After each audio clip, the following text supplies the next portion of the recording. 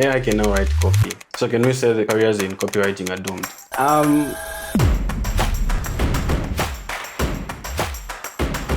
It's busy out there, especially with the rise of AI and whatnot. Yeah. Anyone can easily generate copy. But what makes great copy stand out? I think I shared this with someone that if we're not careful, all captions, all copy in the next maybe 5 years will all look the same. I remember I noticed this when celebrating Eid. Everyone was saying the exact same format in the caption. May you have a blessed Shanshani filled with what. Like everyone, it's the exact same structure in their captions, in their copy. And for me, it's like, that just goes to show how it's very easy for AI to make everything look the same, right? To stand out, copy needs to be... So what advice would you give to somebody who wants to go in the creative field? You should manage your expectations. The creative space feels like it's this space where you can do whatever you want. You can be this genius who everyone is going to look at and be like, oh my gosh, he's so creative. What matters most in this industry is value. And if your ingenuity and your creativity does not lead to value, you will struggle to be relevant. If you're going to come into this particular space, you need to be able to... TEDEx talk, you did a poem. What inspired that? So the whole concept of that poem was to encourage other artists and other people, not just artists even, everyone in general, to be able to draw inspiration from our cultural heritage to develop new things. Because that's how we build our identity. We don't build our identity by saying, oh, we've got Kopala music and that's it. You acknowledge its existence and move on. But rather, you see what's so great about it and you replicate it, or you develop something new out of it. It's something that's incredible when you're able to draw inspiration like that. So that's what the poem was basically trying to communicate. Quick one, before we go any further, please remember to like and to subscribe and to share. And I promise to bring you the best and most valuable content. Hey man, how are you? I'm good, how are you? I'm okay. Yeah. Awesome. Nice to finally have you here. Nice to be here. I've been watching the content and seeing it on YouTube, and I'm just like, for me to be part of this, it's really an incredible opportunity. Yeah. I saw you at the recent Dude Experience, then after that I didn't see you. I was like, where did this guy go? I need to talk to you. Yeah. Yeah, so I was there, but then I received a call like, no, there's something I had to attend to urgently. So I had to just step out. But otherwise, even just for that short period, I actually saw everything. I saw people who I recognized and everything, but I could tell it was going to be a great event. Yeah. I'm sure you had fun, isn't it? Yeah, we did a lot. Yeah, the video is actually up on YouTube. Ah, beautiful. You're going to have another one, right? Yeah, of course. That's the plan. We're trying to have more of them. This time, I'll make sure I don't get any weird calls. I'll put my phone on silent just for you. Yeah, do not disturb. Exactly. Yeah. Good, man. I don't know if you know this, but the first time I came across your work, I think that was back in 2023. I think there was a conference for, not a conference, but a program for PEPFAR by PEPFAR. Interesting. Yeah. I was taking pictures. I'm sure you didn't notice me by then. I was taking pictures for Boba. You at what was it? Musenga Yes. You were there? Yeah. Dang. I was taking pictures there. I see. Yeah, that's the first time I saw you presenting. Yeah. So, and then after that, I think I saw you on social media and whatnot. And from there, I've followed your work in the background, and yeah, it's pretty cool stuff that you're doing. I appreciate it. Lusaka is a what? A cupboard? Yeah. I didn't even know that we already bumped into each other like that. Yeah. No, you must have not noticed me because I was busy in the background just taking pictures. I see. I get you. Cool. But yeah, I'm excited for this conversation. I think this is the first time I'm having a copywriter and someone doing in that direction comes to writing. Oh, I actually had Racer, but we didn't talk a lot about that. About copy? No. Yeah, we didn't talk a lot about copy. Yeah, but anyway, I'm always interested in someone, how they grow up, because I believe that for you to be where you are today is because of where you're coming from, your influences, and the things that you were interested in. So what kind of child were you? What were you interested in? What kind of child was I? Yeah. That's a very funny way of asking. Let's see. As a kid, I was very, let's see. How can I put this? I think I was the kind of kid who really just liked to explore my creativity. I'm really grateful that I grew up in a household that actually didn't stifle my creativity. If anything, it more or less indirectly supported it. So I started writing when I was 9 years old. And that was when I would watch a movie or I would watch a TV commercial or something. And I would maybe like it so much that I would want to write my own version of it. I have no idea of how I found the exercise books, but that just shows the indirect support that I was talking about. where I would have like an exercise book, which I still have up to now. I would write down my own versions of Ben 10, my own versions of Super Strikers and stuff like that. And that was like my way of expressing how much I liked something. So in where I grew up, like in the household, that was something that wasn't discouraged, you know. Obviously, my parents were really on me about making sure I did well in school and that I was getting good grades. And I'm grateful that I was. So now they basically supported me in that kind of way, you know. So as far as what kind of kid I was, I guess I was the curious type who would also like to just express himself in how he wrote. Did you play outside a lot? Playing outside, so yes and no. Maybe yes when I've got like cousins around and everything. No, mostly like if maybe my siblings are at boarding school because I was in primary and I was, you know, in a day scholar. So maybe you find I'm just playing video games or watching TV and stuff like that. So yeah, I think it's a yes and no type of thing as far as playing outside. No, okay, cool. I think I can relate to the story of like whatever you're interested in, like whatever you watch, you would write Make your own version. Yeah, for me it was whatever I saw, whatever cartoon that I watched, I would go and draw it. I see. I think I remember also having a little book. I think I just made it up. They never bought it for me.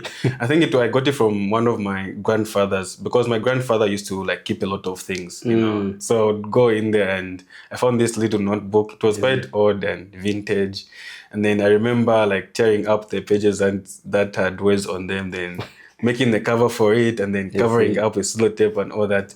Then I would draw. There's a lot of arts and crafts right there. Yeah. Yeah, and then I would be drawing their different characters. I would come up with my own football team and jersey. And Dang. Yeah. You did all out. Yeah. I think I tried drawing, but I was never good at it. Still not good at it. You know. I would write, rather draw. I would draw little like comic books, but they're more like stick figures. And I would try to tell a story, but it wouldn't maybe go beyond 2 pages. But when it came to like actually writing stories, I could finish a 192-page book. And then I would call it volume 1. Then I get another one and like it continues in this book. So I would go all in with writing back then. So yeah, I guess we're good to know we had that in common. Yeah, creative stuff. Yeah, so did your parents ever say, for example, when it came to the story of now going to uni, were they like, can you study something in the creative field or what? How was that conversation like? So quite frankly, they kind of just let me pick what I wanted. So when I was going into uni, at that point, my dad had passed on. So it was my mom who kind of just led me through uni. And at first, I went in interested in economics because I used to have conversations with my dad about stuff like that. So I was like, okay, economics must be something interesting. And I went to UNZA. And yeah, it was something else. Then I remember in my gap year, like after grade 12, I was selling branded t-shirts. So I used to just have this interest in business and everything. So as much as it was like a really small thing, it developed my interest. And when I was at UNZA, I had economics and business administration as a choice. So when it came to putting in my first choice, I was like, look, I understand business admin more than economics. So I put in business admin as my first choice. And my mom didn't have a problem with that. She actually was supportive of it. And yeah, that's how I started business admin. Yeah. Oh, awesome. So it wasn't really like, no, go do something creative. And I just, as long as and I justified it, you know, like saying this course is broad, it can let me do different things, whether it's HR, accounts, marketing, and stuff like that. So it made sense. And here we are. And what was the first job? How did the first job come up? So my first job was an internship at the Museum of Women's History. So that was when I was in like third year, I think, 2020, yeah, third year. Yeah. So I was basically an intern, a digital intern. At least that's what I was called.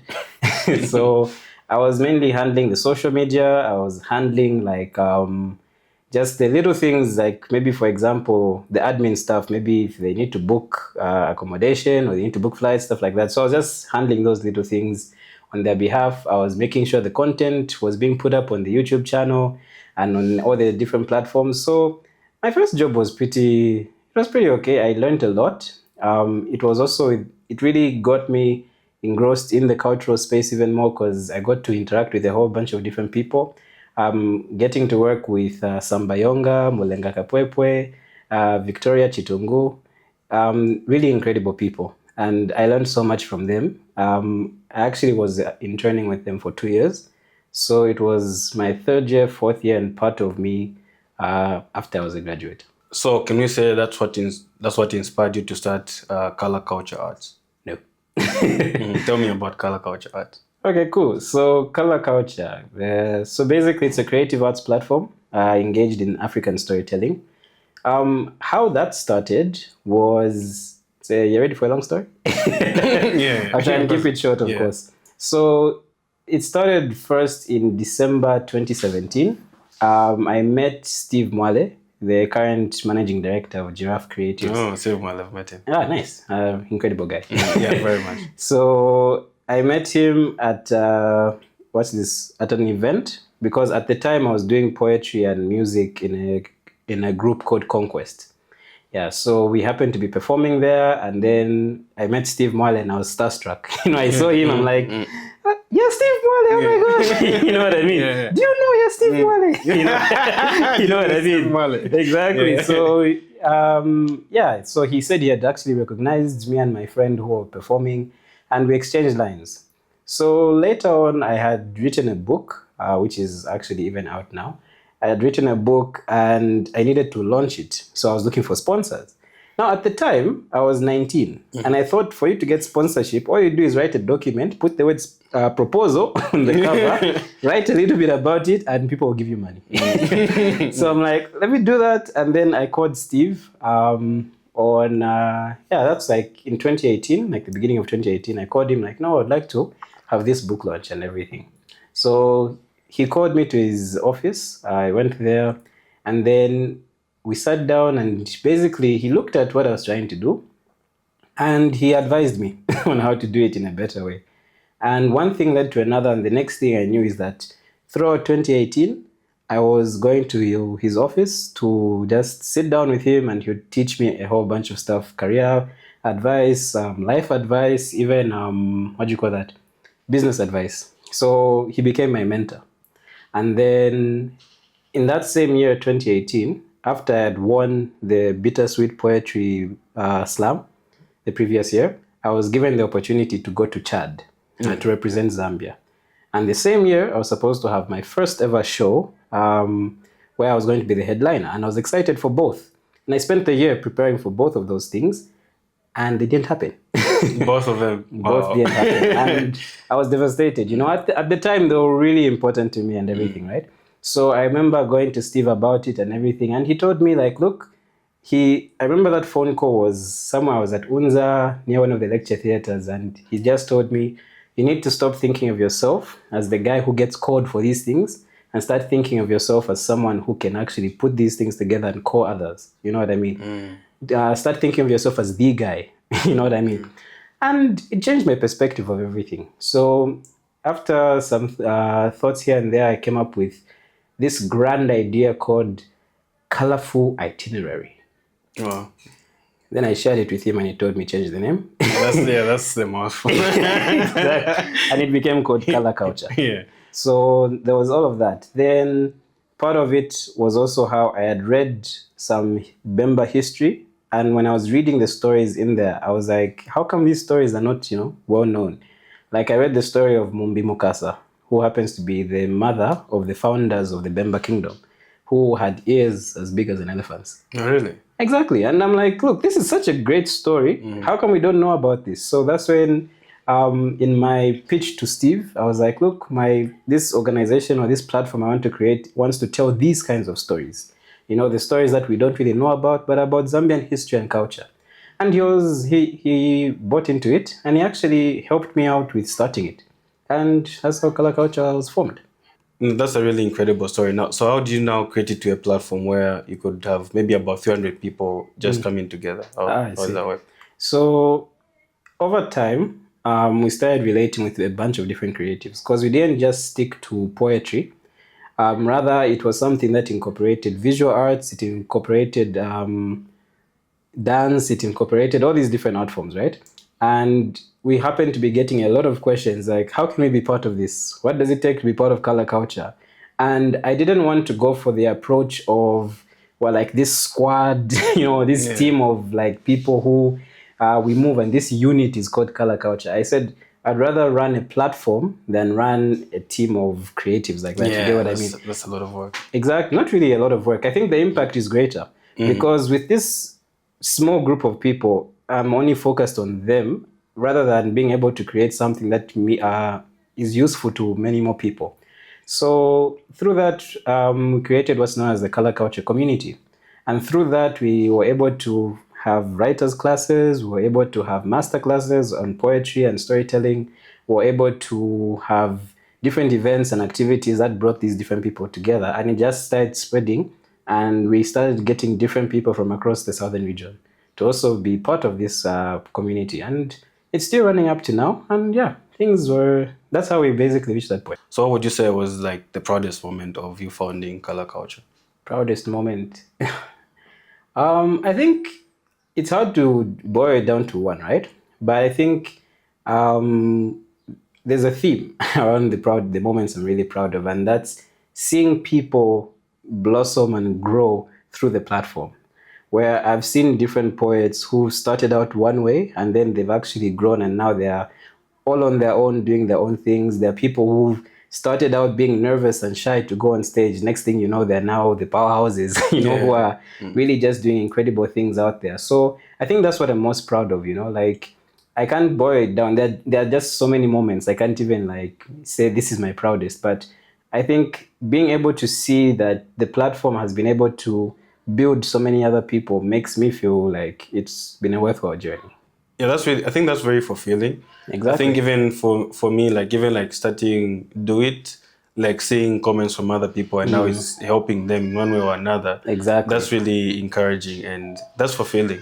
Yeah. Yeah. More than anything else, I think. Yeah, because I think like when I was telling the story of how this color culture started, it's easy to be like, okay, so maybe it's just a matter of you want to have your own projects and do them at your own time, even though maybe other people's projects don't go well and everything. But there's a point where it becomes bigger than you, and your agenda now starts to incorporate the good of others. And I think if you're able to do that and be able to have other people grow through what you're doing, I think it's something worthwhile going ahead with. All right, so this is called Do It. Here we don't just talk. Yeah, so we're going to put your copywriting skills to the test. Okay. So what we're going to do is we're going to look at least 3 of your projects that you worked on that you think stood out. And then you're just going to break down what was the thought process behind them and what kind of impact they created. Okay, sure. Are we good? Sounds good? All right, let's get into it. Sure. So the first project is Her Banking. Just give me a background on this project. All right, sure. So this was something that we worked on whilst I was at TBWA Altitude. So this was particularly for the Women's Month in March. So the brief was basically that they wanted to really promote their Her Banking proposition. This is FNB, of course. So FNB wanted to promote their women's banking proposition to their female account holders. So the whole idea was how we're going to be able to give the different use cases for the proposition and how it's relevant to the same target audience of the female account holders. So essentially, we had different kinds of things which were involved. And one of the things that Her Banking had was the ability for you to insure household goods, right?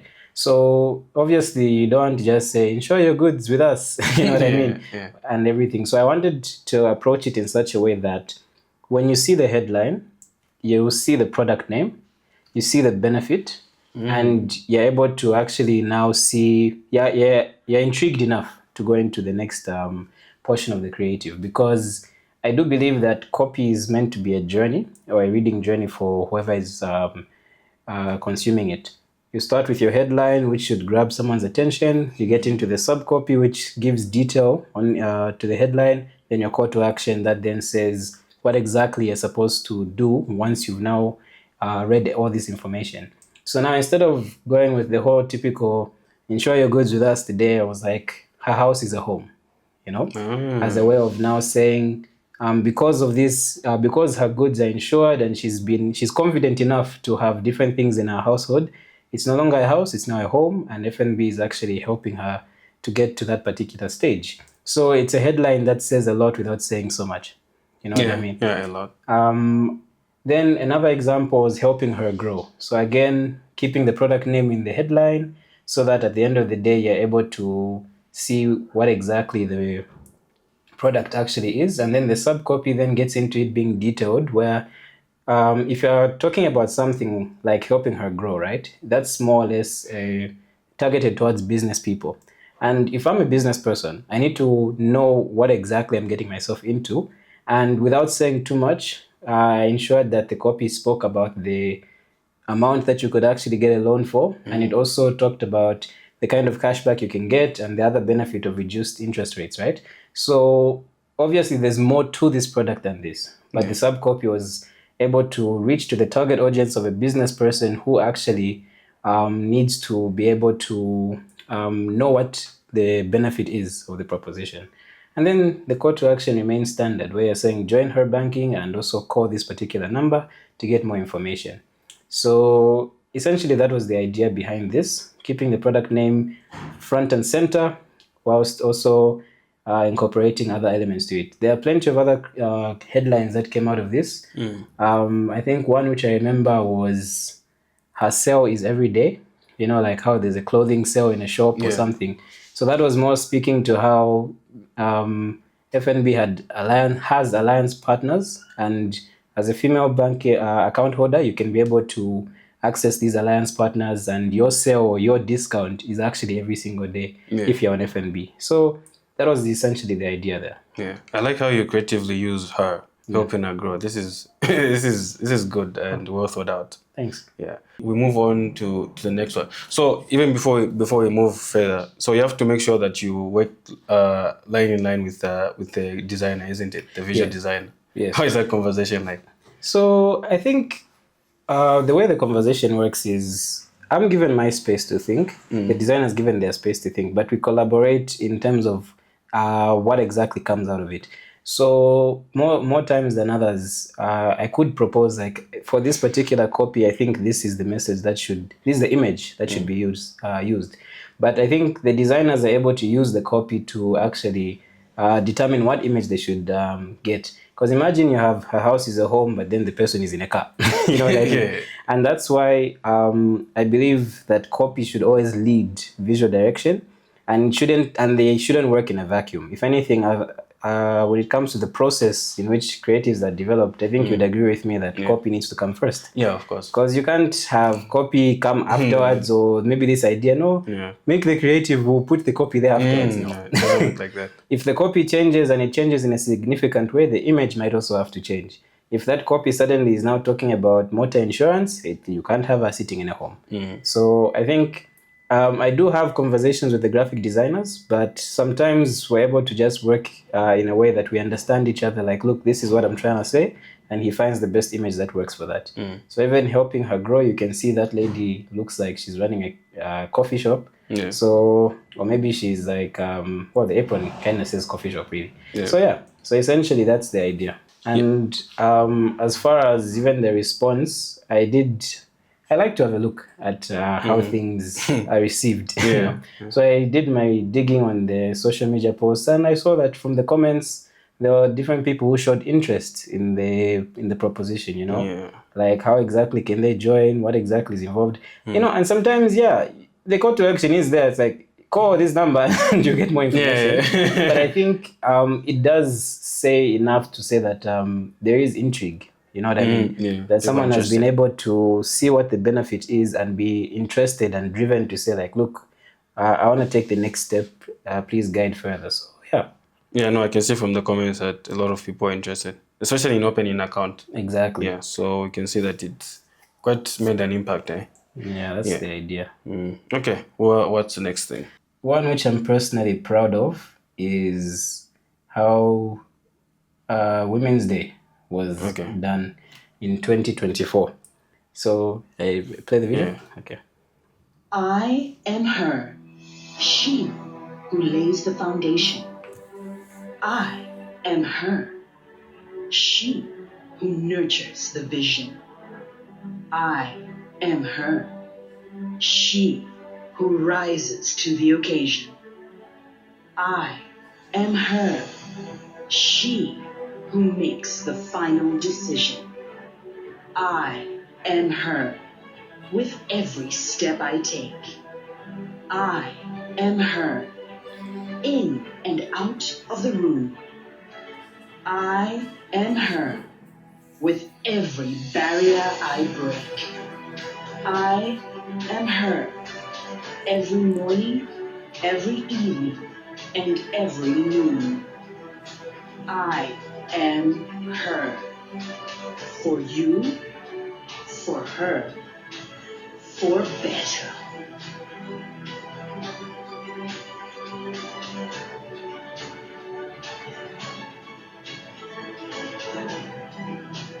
Yep. Nice. Yeah. So with this particular one, I brought in my poetry. Oh, yeah. Yeah. Okay. So I'm really proud of this particular production because I was involved throughout. Like, I wrote the script, obviously with the team, not saying, hey, I did everything. You know what I mean? But I wrote the script. On the actual day of shooting, I directed the shoot with the team. Even the concept and printing out that puzzle, I was also playing a hand in it, making sure that the correct thing was done, because essentially what we're trying to communicate was how women at MTN Mobile Money actually play a very significant role in the organization. And they actually put this piece together and they work together to make this grand picture of how MTN Mobile Money is what it is today because of their contribution. So it actually got over 500,000 views on Facebook. And I was like, oh, great. Yeah. You know what I mean? It worked. So with that, I guess it's one of my proudest productions whilst I was at TBWA Altitude, because of not only how involved I was, but even the message that it was carrying. Yeah, yeah. No, this is really cool. I like how also you maintain the mystery where they're getting these pieces. You don't know what it is, but exactly. you can see that it's forming something. And you want to see at the end, you're building anticipation, what is it going to eventually come up to, which will make the viewer want to see up to the end of the video, which is also the aim of what you're trying to do. Appreciate it. So how many times did you have to refine the copy for this particular one? Don't even remember. Sometimes you don't even remember rivets or you just do it. And when you're done, you're like, oh, it's out there. So I can't even recall how many times it had to change. I do remember maybe 1 or 2 revisions, probably internally or something. And when I say internally, I mean before it went to client. But ultimately, I think the vision was maintained from start to finish. But there was a lot of effort put in. I would never want to say this on record that I did this alone. There was so much collaboration from all the members of the agency, even client, because they helped us even putting everyone together. Because it's an office, everyone's working. So for you to pull them from their desk yo, we need you in this video, it's also something that's worth noting. So teamwork is really important. Exactly. Okay, the next one. The next one, another holiday. Okay. Which for me shows where and how I use AI. So this one was for Kenneth Kaunda Day.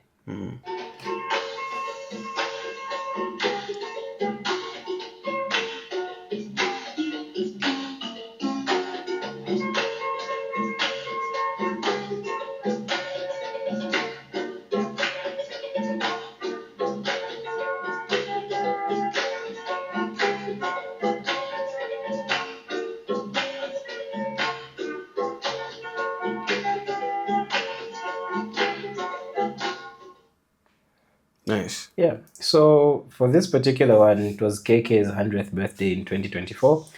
And obviously we had to do something special for it.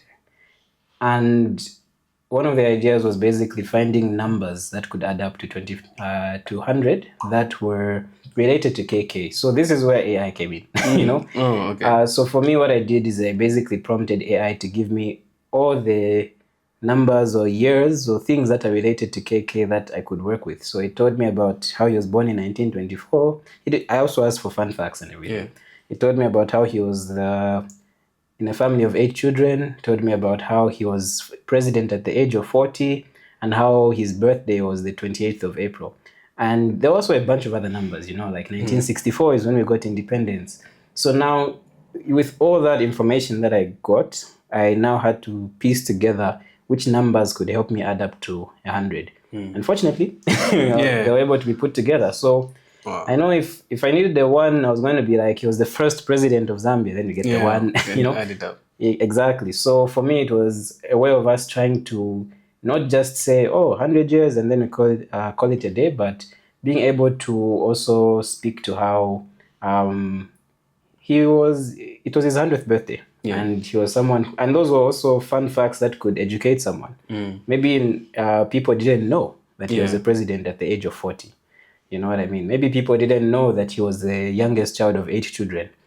So now through a video like this, you're able to at least get those little insights and then be encouraged or be informed about how he's turned 100. It was his 100th birthday. So all those numbers that you mentioned there all add up to 100? Yes. Wow.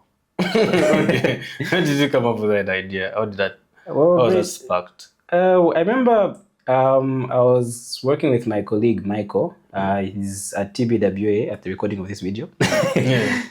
So for us, we had committed to ensuring that we came up with whatever creative ideas we could with the space that we had. And obviously, when there are different products and services, there are certain products that have a fixed way in which they're meant to be communicated. All you do is work around that play area.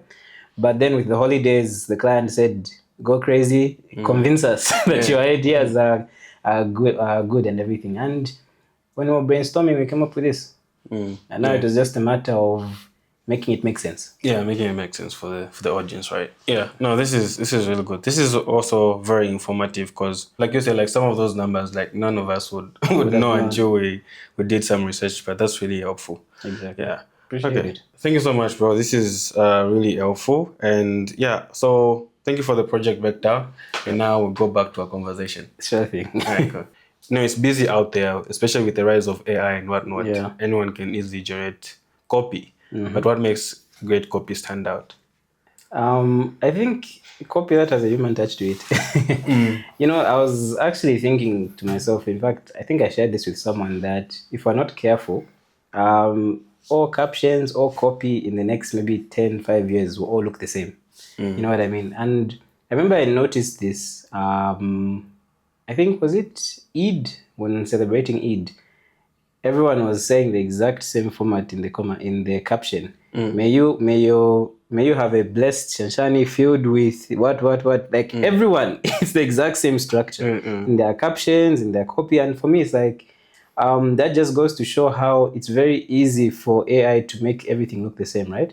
So I think to stand out, copy needs to be quick, short, and punchy. You know what I mean? It needs to be able to build anticipation for the next thing that will follow. It should raise more intrigue and answer as many questions without leaving too much to guess, right?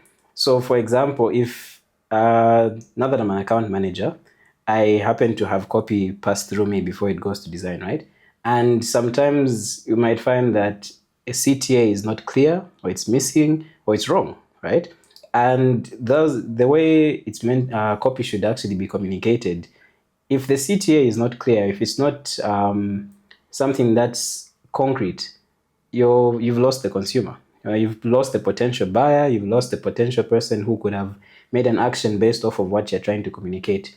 So I think as far as making copy stand out, the first thing is it needs to be short and punchy in terms of its headline. It needs to build intrigue. Can you be able to have someone interested enough to continue reading what you're trying to put out? Sometimes your copy doesn't need to have sub-copy or CTAs. Well, obviously it does need a CTA, but sometimes it can be a headline on its own. But is your headline intriguing enough? Is it clear enough? Does it speak strongly enough to get the message out there, Because copy is not just about getting people to buy stuff. It's also about getting people to change their behavior or make a certain decision. copy that speaks to voting is not getting you to buy something. It's telling you to go vote. Copy about how you should maybe take medicine in a particular way is actually meant to influence you to make that decision. So you need to be in a position to make sure it's clear and punchy. And sometimes it doesn't need to be super creative and super, well thought out in such a way that you have all these different layers to it. Sometimes something as simple as vote wisely is good enough. You know what I mean? Sometimes I feel we want to stress something being super creative and all that stuff, or hyper creative and all that, when really your goal as a copywriter is to communicate and influence behavior. You know what I mean?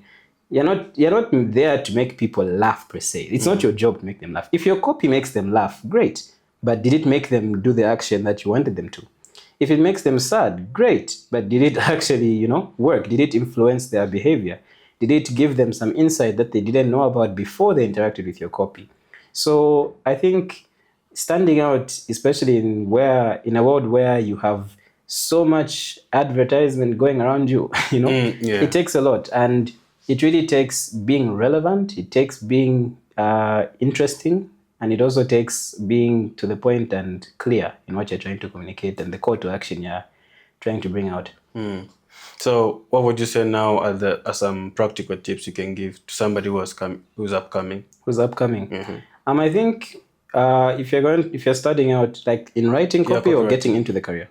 You're getting into the career and starting. Okay, so getting into the career, in Zambia particularly, because of the nature of our industry, you really just need an in.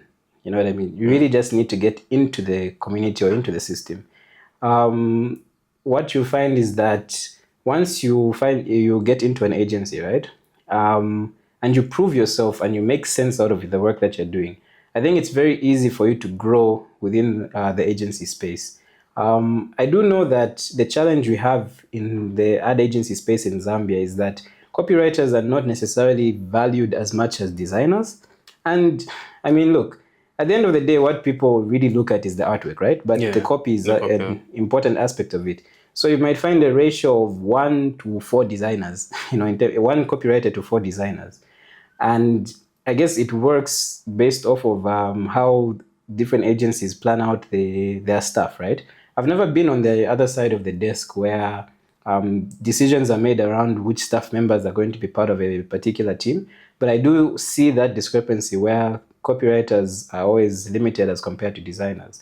And that makes it a bit difficult for you to enter, But once you do, all you really need to do is just prove your worth.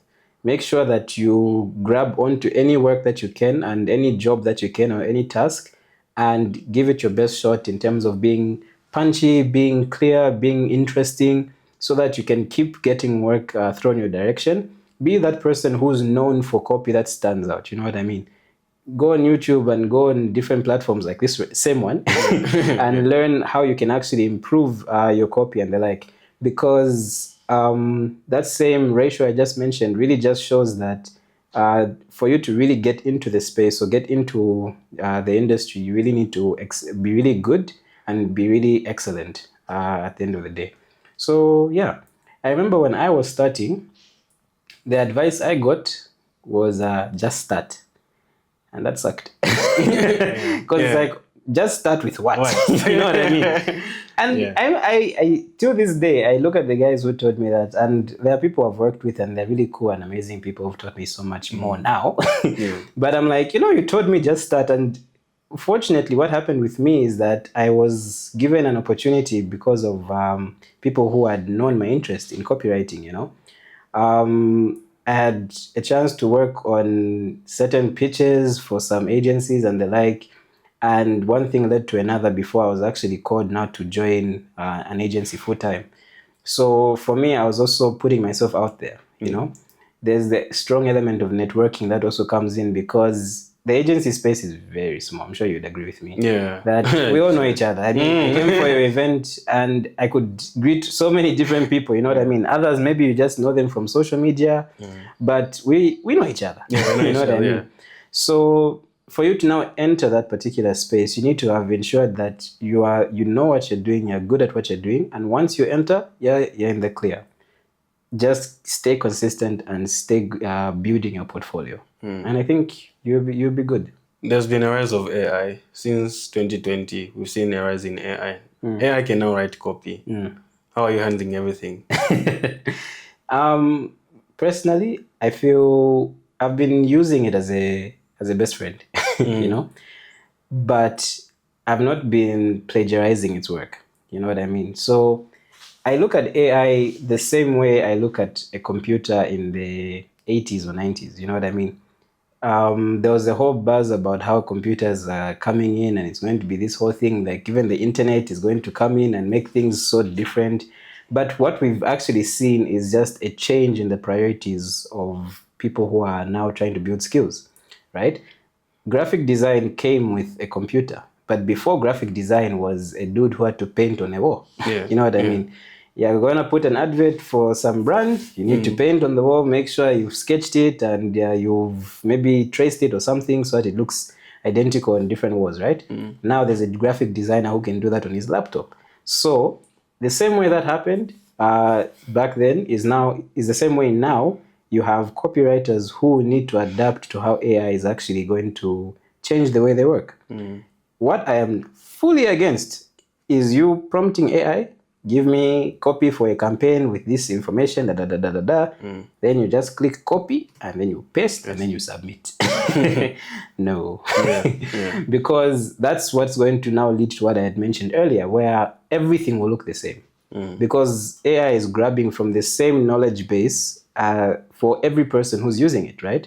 So it's not like it's getting things from you specifically that is going to now apply to just your situation. No, it's getting it for everybody else. It's using the same knowledge and language model for everyone. So I think for me, how I'm handling it is I chose to use it for brainstorming. For example, I gave the example of the KK video, right? For me, it's like, I want to find out this information. So I use it for research. What I would have done maybe 10 years ago is go on Google, read maybe 10, 15 articles, and then find that information in how many hours? You know what I mean? But then with AI, I'm able to do that within seconds. But it's still up to me to use my creativity and my ingenuity and my uniqueness to actually put something together with that information. It's all raw information at that point. It's now me to make something out of it. So I treat it as a partner. I treat it as something that I work with. And in the future, quite frankly, I don't think it would fully replace copywriters, if you ask me. What I do think is that it might reduce the demand for them. You know what I mean? Already, as I mentioned, there's that ratio, and AI is not helping that ratio. You know what I mean? But also, look, there are also AI tools that can create artworks, from now with ChatGPT, with a recent update, it's able to create that. Exactly. You just prompt it and then the artwork comes. But then, look, there's still the aspect of needing to know the nitty-gritties of what it takes to write good copy so that those outputs from AI are still going to work, you know? Because you can have that artwork that you prompted and it comes out of AI, but you find maybe the brand colors are off, you find maybe the font is wrong, you find maybe the placement is not good, maybe it's speaking to a Caucasian audience instead of it speaking to black people. So it's like there's still the need to know the nitty-gritties of these different skills for you to make use of AI and make it productive for you and whatever brand you're working with. So can we say that careers in copywriting are doomed? No, I don't think so. I think what I would advise is, as a copywriter, it's good to future-proof. You know what I mean? And that means adding on to the skills that you already have, things which would be definitely relevant for the future. But as at now, look, I'm no prophet, but I would say that it's something that's enhancing copywriting. I did mention that it could reduce the demand for them, but ultimately, I don't think the career in itself is doomed. When I was doing research on you, I found your TEDx talk, and you did a poem. Oh, yeah. Yeah. What inspired that? Tell me about that. TEDx. Okay. So I think the work that I did in the Museum of Women's History really did influence that particular poem. So when I was part of the museum, I was doing a lot of work that involved cultural artifacts that are from different indigenous people in Zambia. And I started learning even more about how there's different things that the indigenous people of Zambia were doing that we have not really put in our history books to teach in schools, right? That's there. It's more advanced information, but still relevant. So for me, writing that poem was meant to speak to the idea of a walking museum, right? And the idea of a walking museum is that these artifacts that we have from these indigenous people should not just gather dust in a building, but they should be things that we draw inspiration from in order for us to apply them in different things in modern life. So whether it's a graphic designer getting a pattern from baskets that are done by the indigenous people that were occupying Gwembe Valley, whether it's a fashion designer drawing inspiration from different patterns from the outfits worn by the Lozis during Komboka, whether it's a writer who's getting ideas from folklore that has been told by people from Northwestern Province. I think the idea was we should be able to draw inspiration from our cultural heritage in order for us to develop new items, because that's what they do in the West. We know so much about Abraham Lincoln, George Washington, Thomas Jefferson, all these different figures, not because they emphasized it in history books, but because the artists got those things and changed them and put them into a format that everyone could now access. Yeah. Whether it was a movie, a book, a painting, whatever it was, you know what I mean? So the whole concept of that poem was to encourage other artists and other people, not just artists even, everyone in general, to be able to draw inspiration from our cultural heritage to develop new things, because that's how we build our identity. We don't build our identity by saying, oh, we've got Kopala music and that's it. You acknowledge its existence and move on. But rather you see what's so great about it and you replicate it, or you develop something new out of it. You know what I mean? And that's how genres even evolve. When you think of how you've got, what's his name? There we go.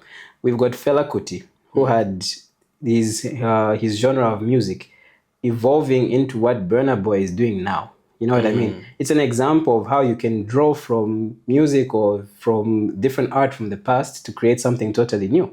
So I think it's something that's incredible when you're able to draw inspiration like that. So that's what the poem was basically trying to communicate. Yeah, so just trying to tell that story. Exactly. Of how important it is to preserve our own culture. Exactly. Yeah, it's really common that we we know so much about the Western world. I mean, the movies that we're watching now, the cartoons that we're watching, that's where the inspiration is coming from. But Exactly. our own thing is rare to find. I think you also mentioned about the Bemba history and whatnot. Yes. That was my first time hearing about that. And that's the thing.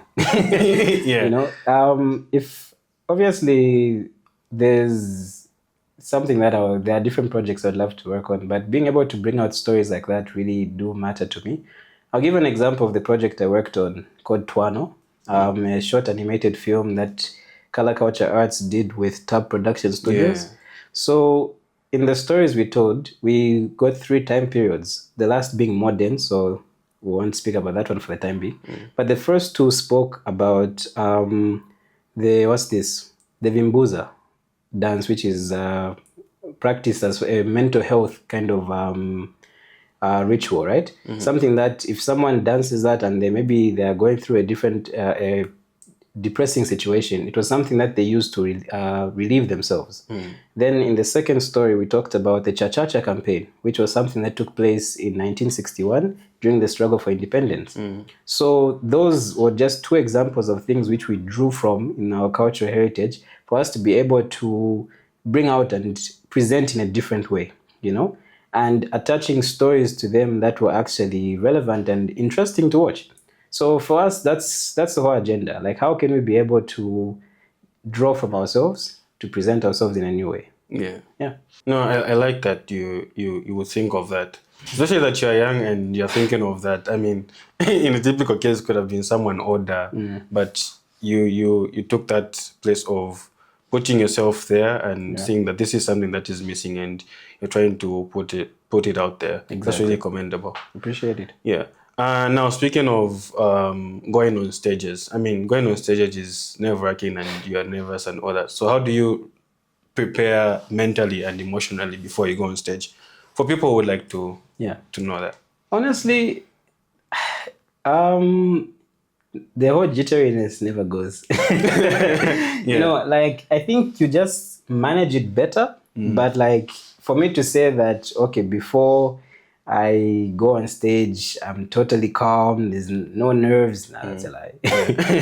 I could actually review this. On the TEDx performance that I did, I actually choked. I forgot my lines, but I handled it very well and came back. For real? Thank God for video editors. But you will not tell which part of the poem that was. But for me, it just reminds me that I'm human, you know what I mean?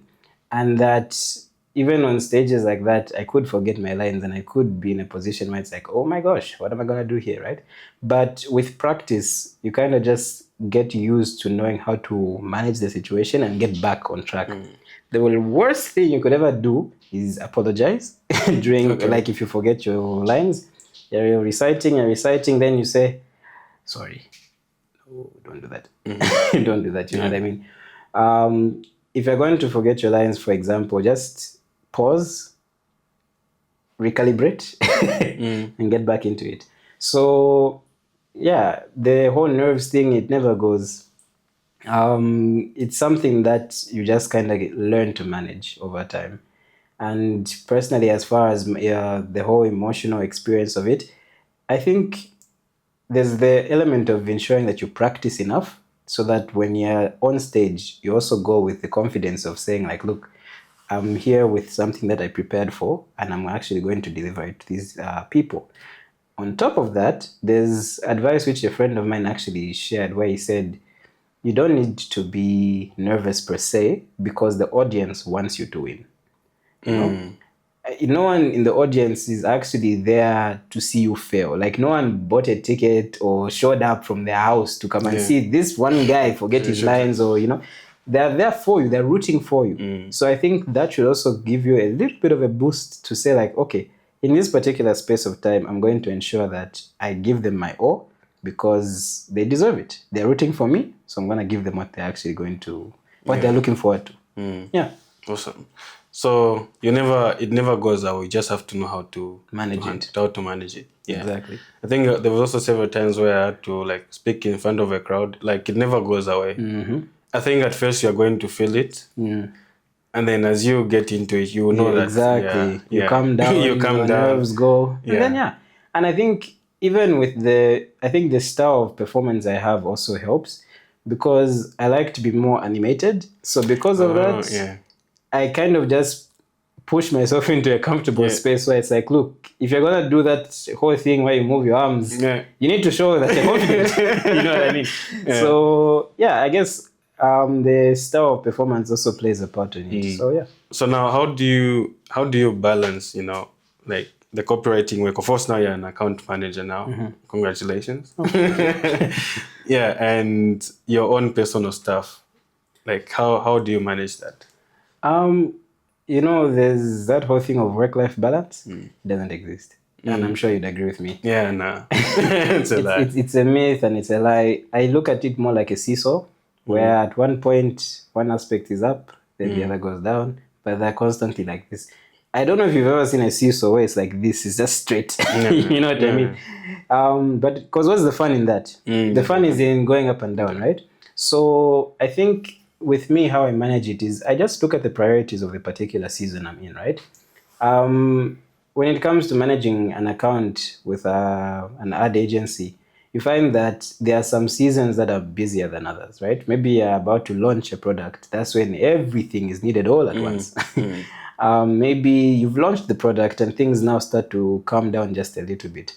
I think for me, it's a matter of taking advantage of the different seasons that I'm in and pouring my energy into the things that I actually want to prioritize for that particular time, you know? So I'm one person who takes real good advantage of my leave days in that I ensure that it's not necessarily like my leave is for me to just chill and sit and just stare at the ceiling. Yeah. But making it also purposeful, it's like a purposeful rest where I get to engage in what I actually enjoy as opposed to just, laying down and just waiting for time to pass. So I think it comes in how I manage the different aspects of my life and how I prioritize different things based off the season that I'm in. So if I'm in a particular season where I need to focus on a particular campaign, then that's where my head and energy will be. If that changes, then it does, and I adjust accordingly. Yeah. Because I think we're constantly having to adjust. Because there's also other aspects to life apart from the creative side. There's family, there's friends, there's your own health, there's your interests, your hobbies, all these different things, right? Your different commitments, whether it's church, whether it's your romantic relationships. There are different things that need your attention, and you are constantly adjusting to accommodate these different things. And to think that there's this nirvana of balance that will come at some point. Yeah. It's a lie. It's just you adjust and you keep adjusting, and through that you find a rhythm, and you keep practicing that rhythm, and then everything falls in place. So just knowing how to manage it and being organized is one. Yeah. Being organized also. Yeah, because putting things in like the right boxes and everything actually does help, because if you aren't, you'll feel like everything's happening simultaneously when really you just haven't determined your priorities for that particular time. So obviously there are times when everything is needed at once, but even then you need to prioritize. You need to find what needs your immediate attention and what doesn't. Unfortunately, you can't serve everything. I remember in my very short period with economics at Unza, we learned about the opportunity cost, where you gain something, but in order for you to gain something, you have to lose another. So that's pretty much how life works. Yeah, you just have to choose what you have to know what you're willing to gain and what you're willing to lose. Now, just to wrap it up, I'm going to ask you some rapid fire questions, short answers only. Short answers, okay. All right, are you ready? I think I am. Okay, all right, let's get into it. Sure. What's your favorite AI tool? ChatGPT. Of course. Your go-to creative ritual or habit? Looking at work that inspires me. Okay. Yeah, like when I was a kid. Yeah. A Zambian artist or writer more people should know about? Justin Nsofu. Jesse. Oh, Justin Nsofu. Oh, yes. Okay. One word that describes your creative style? Intentional. A quote or line of poetry that you live by? Short answers only. I would say nobody knows about your beautiful struggles. Yeah, that's the line. Yeah, no one knows about your beautiful struggles. Yeah. Oh, that's something. All right, those are the rapid fire questions. I felt so tense. Yeah. I'm also like, what is he gonna say next?